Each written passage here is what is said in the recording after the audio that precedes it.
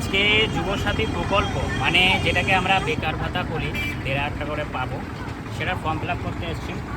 এখন আমার পাসপোর্ট সাইজের যে ছবি সেটা এখন ফর্মের ওপর লাগাচ্ছি।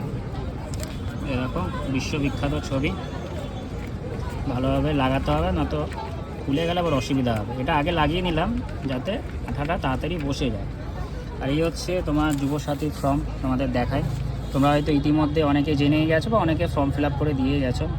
তো এই ফর্মটা যখন ফিল আপ করবে না, তোমরা খুব ঠান্ডা মাথায় ধীরে সুস্থে করবে। বিশেষ করে দুয়ারে সরকারে যখন রেজিস্ট্রেশন নাম্বার লিখবে, তোমরা যখন আধার কার্ড দেখিয়ে টোকেন দেবে তখন রেজিস্ট্রেশন নাম্বারটা দেবে দুয়ারে সরকার ক্যাম্প থেকে।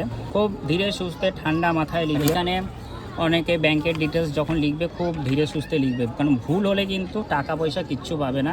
আর অনেকেই প্রশ্ন করছে যে এই যে বর্তমান যে পেশাটা আছে এই জায়গায় কি লিখবো। এই জায়গায় আমি কিন্তু সবাইকেই বলছি স্টুডেন্ট লিখবে না। স্টুডেন্ট লিখলে ফর্মটা বাতিল হয়ে যাবে। তোমরা লিখে দেবে লেবার, বা তোমরা জব করো না, আনএমপ্লয়েড, এসব লিখে দেবে। আর এই জায়গায় দেখো একটা লেখা রয়েছে, অন্য কোনো সরকারি সাহায্য পান কিনা রাজ্য সরকার প্রদত্ত শিক্ষাগত সুবিধা বা বৃত্তি ছাড়া। তোমরা কি অন্য কোনো যদি কিছু পাও তো এখানে হ্যাঁ লিখবে বা না লিখবে, তবে আমি তোমাদের না লিখতেই বলছি।